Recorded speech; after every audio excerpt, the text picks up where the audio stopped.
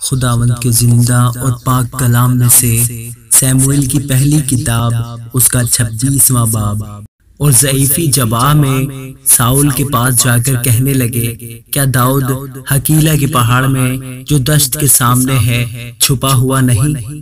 تب ساؤل اٹھا اور 3000 چنے ہوئے اسرائیلی جوان اپنے ساتھ لے کر دشت ضعیف کو گیا تاکہ اس دشت میں داؤد کو تلاش کرے۔ اور ساؤل حکیلا کے پہاڑ میں جو دشت کے سامنے ہے راستہ کے کنارہ خیمہ زن ہوا، پر داؤد دشت میں رہا۔ اور اس نے دیکھا کہ ساؤل اس کے پیچھے دشت میں آیا ہے، پس داؤد نے جاسوس بھیج کر معلوم کر لیا کہ ساؤل فی الحقیقت آیا ہے۔ تب داؤد اٹھ کر ساؤل کی خیمہ گاہ میں آیا اور وہ جگہ دیکھی جہاں ساؤل اور نیر کا بیٹا ابی نیر بھی، جو اس کی لشکرگاہ کا سردار تھا، آرام کر رہے تھے۔ اور ساؤل گاڑیوں کی جگہ کے بیچ سوتا تھا اور لوگ اس کے گردا گرد ڈیرے ڈالے ہوئے تھے۔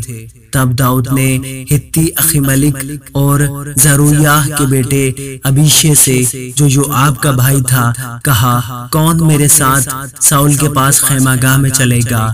ابیشے نے کہا، میں تیرے ساتھ چلوں گا۔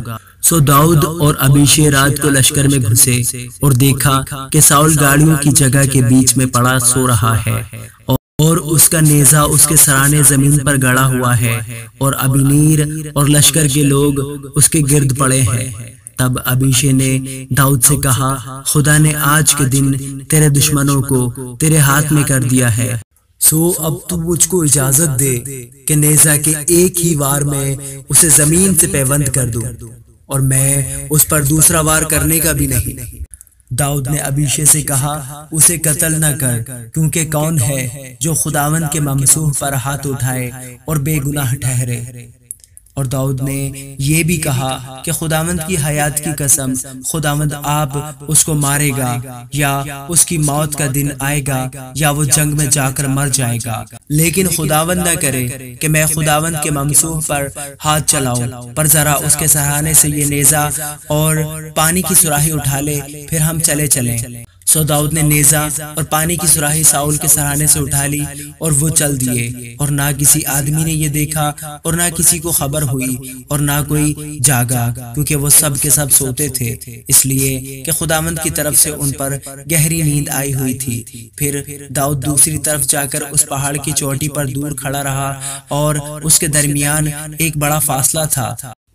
اور داؤد نے ان لوگوں کو اور نیر کے بیٹے ابینیر کو پکار کر کہا کہ اے ابینیر، تو جواب نہیں دیتا۔ ابینیر نے جواب دیا، تو کون ہے جو بادشاہ کو پکارتا ہے؟ داؤد نے ابینیر سے کہا، کیا تو بڑا بہادر نہیں؟ اور کون بنی اسرائیل میں تیرا نظیر ہے؟ پس کس لیے تو نے اپنے مالک بادشاہ کی نگہبانی نہ کی؟ کیونکہ ایک شخص تیرے مالک بادشاہ کو قتل کرنے گھسا تھا۔ پس یہ کام تو نے کچھ اچھا نہ کیا۔ خداوند کی حیات کی قسم، تم واجب القتل ہو، کیونکہ تم نے اپنے مالک کی جو خداوند کا ممسوح ہے نگہبانی نہ کی۔ اب ذرا دیکھ کہ بادشاہ کا بھالا اور پانی کی سراہی جو اس کے سرانے تھی کہاں ہیں؟ تب ساؤل نے داؤد کی آواز پہچانی اور کہا، اے میرے بیٹے داؤد، کیا یہ تیری آواز ہے؟ داؤد نے کہا، اے میرے مالک بادشاہ، یہ میری ہی آواز ہے۔ اور اس نے کہا، میرا مالک کیوں اپنے خادم کے پیچھے پڑا ہے؟ میں نے کیا کیا ہے اور مجھ میں کیا بدی ہے؟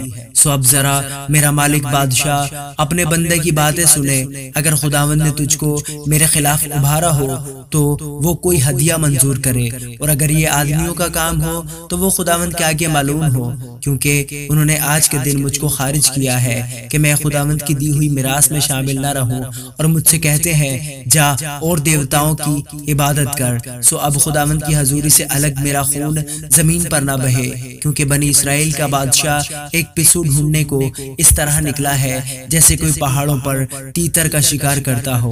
تب ساؤل نے کہا کہ میں نے خطا کی، اے میرے بیٹے داؤد، لوٹ آ، کیونکہ میں پھر تجھے نقصان نہیں پہنچاؤں گا، اس لیے کہ میری جان آج کے دن تیری نگاہ میں قیمتی ٹھہری۔ دیکھ، میں نے حماقت کی اور نہایت بڑی بھول مجھ سے ہوئی۔ داؤد نے جواب دیا، اے بادشاہ، اس بھالا کو دیکھ۔ سو جوانوں میں سے کوئی آ کر اسے لے جائے اور خداوند ہر شخص کو اس کی صداقت اور دیانتداری کے موافق جزا دے گا، کیونکہ خداوند نے آج تجھے میرے ہاتھ میں کر دیا تھا، پر میں نے نہ چاہا کہ خداوند کے ممسوح پر ہاتھ اٹھاؤں۔ اور دیکھ، جس طرح تیری زندگی آج میری نظر میں گراں قدر ٹھہری، اسی طرح میری زندگی خداوند کی نگاہ میں گراں قدر ہو، اور وہ مجھے سب تکلیفوں سے رہائی بخشے۔ تب ساؤل نے داؤد سے کہا، اے میرے بیٹے داؤد، تو مبارک ہو، تو بڑے بڑے کام کرے گا اور ضرور فتح مند ہوگا۔ سو داؤد اپنی راہ چلا گیا اور ساؤل اپنے مکان کو لوٹا۔ آمین۔